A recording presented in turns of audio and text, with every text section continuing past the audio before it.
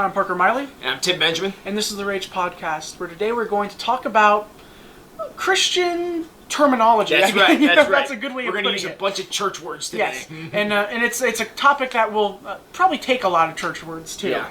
But to get us started, or I guess I'll give the introduction. We're going to talk about the word called. Mm-hmm. Okay, and now there obviously is probably various things floating through your head right now. But before we try to answer some of those questions, I want to read a passage of scripture. And it comes from Ephesians Chapter 4, verse 11 through 13. So here's what it says. And he gave, and it is referring to Jesus speaking, and he gave the apostles, the prophets, evangelists, the shepherds, and teachers to equip the saints for the work of the ministry, for building up the body of Christ. There it is, yeah. Right? I mean, that's clear as mud, right? Yeah. Yeah. But so it calls out several kind of churchy words. Shepherds, teachers, because obviously teachers in a church setting is different than the ones you had at school. And somewhat different. Somewhat different, yeah, in a sense. Evangelist, that's a word I hope some of us know, but still one of those fancy ones. Prophets, that is a slippery slope kind of word, actually. That one could get you in trouble, yeah. Yeah, basically what this passage is identifying is it takes a lot of different pieces and parts to make a church body function. To make the body of Christ function. Yeah, one of the worst things that I'm ever forced to be a part of is when I'm forced to go to a meeting with a bunch of ministers, because as you can imagine, there's lots of talking and very little listening. Yeah. Because you got a bunch of people called to preach, and that's all they want to do. On and on and on. You guys think I'm bad on Sunday morning. You ain't seen nothing yet. But anyways, you get the idea. So it takes a lot of different gifts, talents, and desires, and passions. All these things got to work together in order to make a body function. And we have several people in this church, I would say, who have been called to do certain things. Absolutely, of course. There's no question about it. We have people who lead small groups, people who, we have Don, who's our youth minister, we have Jess, who works with the kids. I find it funny how different, how Don, I don't want to say he doesn't like, but he often references how he could not do what Jess's job is. How Jess could not do what Don's job is, and how Don can't do what Tim's job is, and how, I'm just here. And let's be honest, if Parker could do my job, you wouldn't need me here. Yeah, or if I could do Parker's job, I wouldn't need to be here. So the idea is that it takes a lot of different kinds, and it's not just paid staff, and I know that's not what you meant. Oh, absolutely, yeah. But paid staff, I mean, Doug Whitling, I think, is absolutely called. Oh, yes. And there's a lot of people whose names we could drop around here who are doing jobs that, quite frankly, I don't understand. I go down to the sound booth down in the sanctuary, and I look at that thing, and all I can say is, man, that's no moon, that's a space station down there. And it's, I wouldn't have the foggiest clue how to make that thing you do. I know how to turn it on, and I know how to make it not work. That's it. That's all I can do. But it takes people with talent, who know how to make sound, as we saw on Sunday. Can be beautiful once you get all that stuff together, and the talent of the musicians, and the sound, and the speakers, and all the other knobs and whistles and buzzers and stuff. Get all that thing together, and it really comes out beautifully. But you gotta have somebody who's called, who knows what they're doing. In the church, you have many options to receive a call. Sure. Many people are called. Yeah. Now, I'm going to use me as an example here for as we often like to do. We're using Parker as an example. So I will start by kind of sharing how I learned or kind of tapped into or had this understanding that God was pushing me in the direction of that he has been of entering into the life of ministry, and what that entails. And this is how we're going to proceed. So Parker's going to give us an excellent example, and I'm actually excited to hear this. And then we're going to talk about. So he's going to talk about what, and we'll kind of finish up then talking about why that's important and how that works. So first, I'm going to explain how I got here. Yeah. If I can. Please do. And I'm going to give it as short as I can.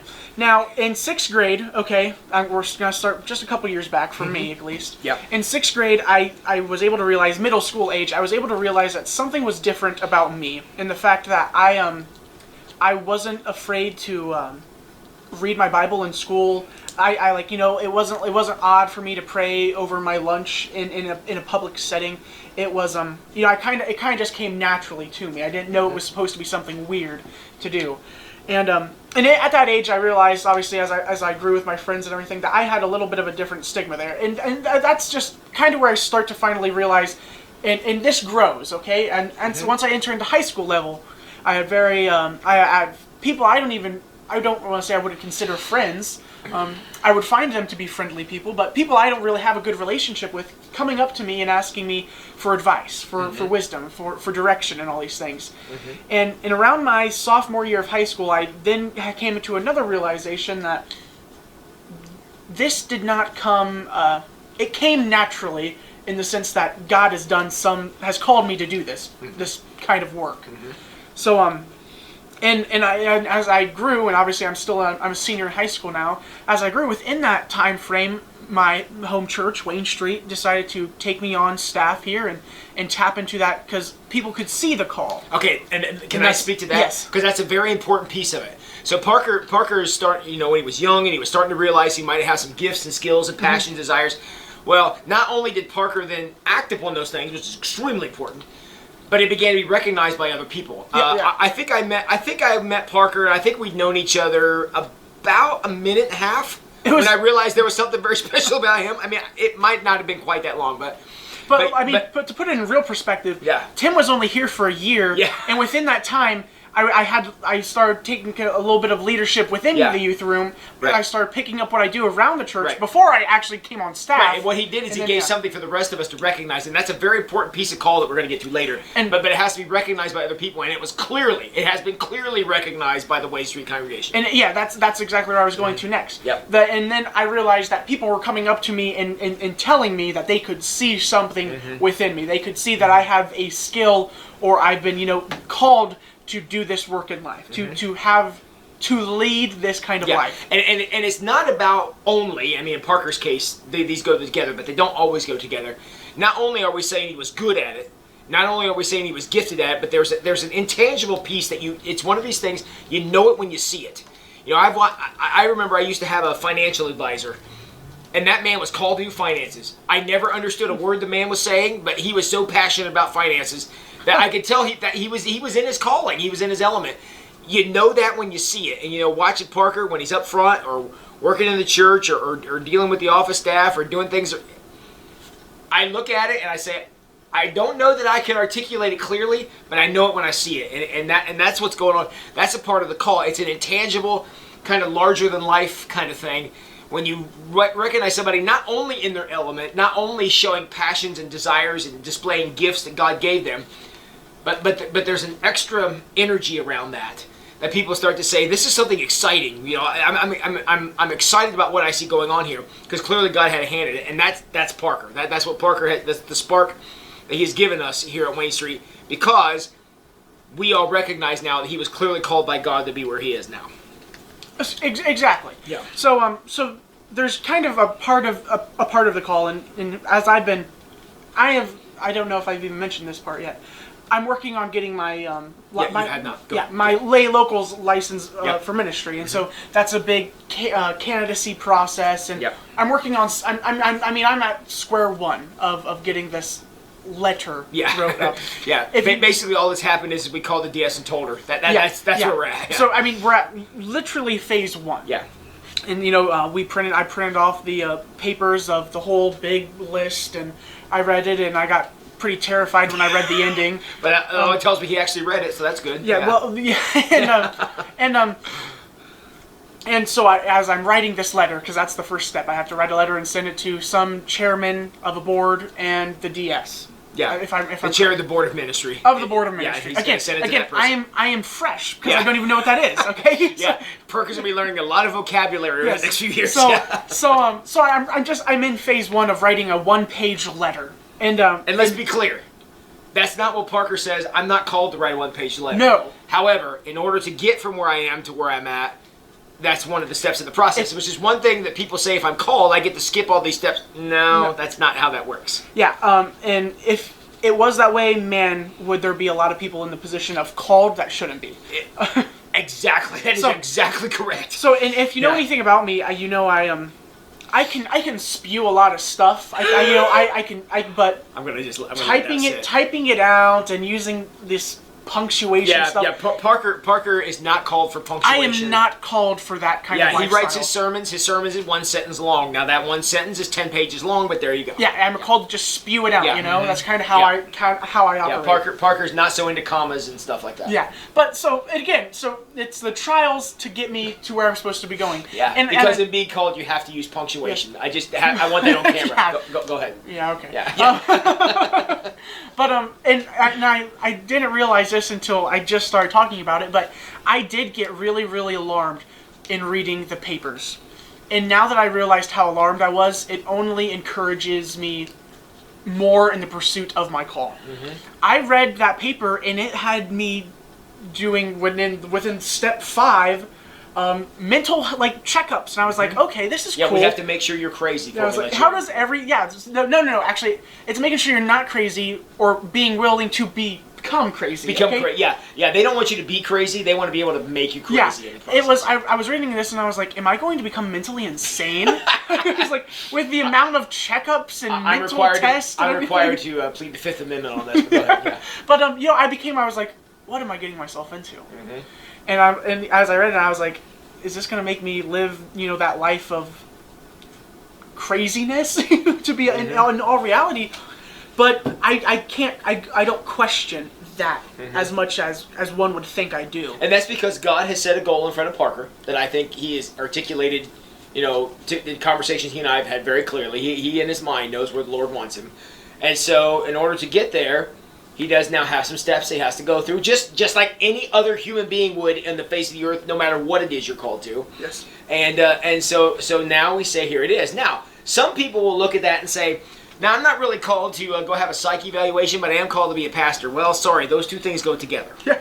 And that's what some people do. If God called me, why doesn't he just automatically skip me ahead in the process? Because God rarely calls to a destination. God always calls to a direction.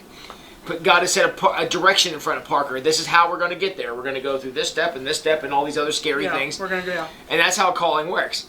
But you have to be faithful to respond. Now, at any point, Parker may come to me, a couple months from now and say, I don't really feel I need a psych evaluation. That's fine, but you're not going to progress anymore because that's the bottleneck you're in. And that's what's important about calling is like a 8-lane superhighway from where you are to where you want to be. It's where you want to be is over there. Start walking. That's a calling. And you have to be willing to walk through the marsh and to climb up the hill and to swing across the chasm and get past all these obstacles to get there. Because if you're not, we have to question whether or not you're being called. Quick story. One podcaster that I absolutely love to listen to is a guy named Andrew Clavin. And they'll do it. He does a section on his show where people write in. And I have one question that somebody asked him that has stuck in my mind since he did. This was months ago. I heard him say this and it's cleared in my mind. Where somebody wrote in, it was during the COVID shutdowns, and the guy said, hey, I'm an artist, and I love doing art, but man, with all the shutdowns and all this stuff, I have a hard time getting up in the morning and doing my art and doing all this stuff, and just I'm so depressed and I'm so down, I just don't want to do it anymore. And Andrew's next line out of his mouth was, I hate to tell you this, you're not an artist. That's what he said, because none of the rest of that stuff should matter. If that's what you're called to do, pandemic or hell or high water shouldn't matter. You're going to go in that direction no matter what. And if just a little thing like some adversity makes you set it down, then you're not called. Simple as that. It doesn't mean it's always going to be easy. I can attest to the fact that it's not easy. But if you're ever able to get off of the trail or no longer go in that direction, you're no longer called. Or at least you're not responding to the call. I can't say you're not called. But if you're not going in the direction toward that calling, then you're ignoring the call that day. Now, again, I'm going to say what Tim said in my words, and it's probably going to sound a lot different. But it'd be much simpler to understand. But because believe it or not, I'm normally the hard, mean guy, and Tim's kind of the softy. But in that sentence, Tim was the hard, mean guy. Yeah. So I'm going to say life takes a lot of re-evaluating. Yes, I've talked to several people, Tim's age and older, who are in this position who got there by a very long process. Yes. Because what it is a project that takes you and the creator of the universe. So you have your, we all have our shortcomings, our stubbornness, our strong Absolutely. wills and everything, and they obviously hold us up on certain tracks on life. However, the reevaluation is what comes in there, and that's only to give you encouragement. Oh yeah, and there's course correction along the way. I certainly embrace that. But it's the adversity though is when you get a chance to prove that this is what I'm called to do. That's when you get a chance to persevere and overcome and be victorious and celebrate those victories. Yes. That's very important, and I think that's an important part of the process. And so yes, as I enter into this process, and I'm sure you're going to hear a lot about the process through the next many Rage episodes. Yes. I don't want to bore you, but this is Parker's chance to kind of refine these skills, though. But I'm entering into it with excitement, fear, and confusion. So I don't know really where I'm at, but I know this is a direction that I and the Lord wants me to go on down. And it's just the beginning. So Okay, one Bible story about call, and then we're going to sign off.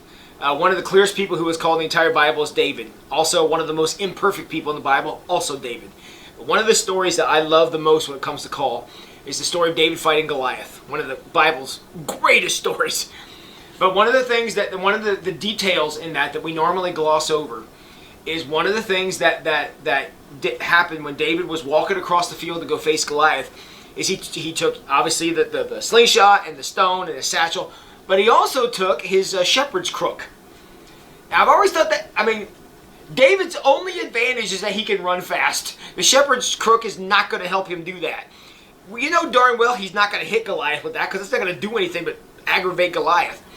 But I say the reason that God had him take the shepherd's staff with him was not to fight, not everything else. It was to make a statement. God said, I called a shepherd, and I'm not going to fight him. Yeah, I say I interpreted that. I think me and Tim are interpreting it the same way. Yeah. But it's part of that call comes humbleness. Because again, I've been blessed, and many people have been blessed to figure it out in life. I guess figure out what they are supposed to be doing, and that's a blessing compared to I'm not saying there's a lot of people out there who don't know what they're supposed to be doing, but I at this age am humbled to be able to experience this now. And we have no record after Goliath hit the ground that David ever picked up a shepherd's hook again. But in that moment, it was a statement of who David was, and God was embracing him, calling him exactly from where he was on to great things. But David went on a journey, and he didn't always get it right. In fact, a lot of times he didn't get it right, but in that moment, God knew what he was getting. And I think when we think about calling, it's not about being worthy or qualified. It's about understanding your role in the process, and that's very important. So as we begin to wrap up the episode, I have just a few closing words. Go ahead. One, please pray for the process I'm entering into. He needs and the second one is pray for the people who are trying to discover their calling. Because that's any of you out there. That's a big chunk of life that makes it a lot more fulfilling once we know. Yep. And I would certainly echo that. Prayer very important for anything, but particularly if you know somebody who's wrestling with a call, pray for them, because sometimes it's a hard thing to embrace the direction God's asking you to go. Not always easy. So, all right, everybody. Thanks for joining us today. And this is probably going to end up being a couple of a series of the Rage podcast where we're talking about calling and different things Parker's gone through as we work through this process. But we appreciate you going with us. And we're looking forward to great things from Parker and great things as God continues to reveal his calling in his life. So, very good, everybody. Have a great week.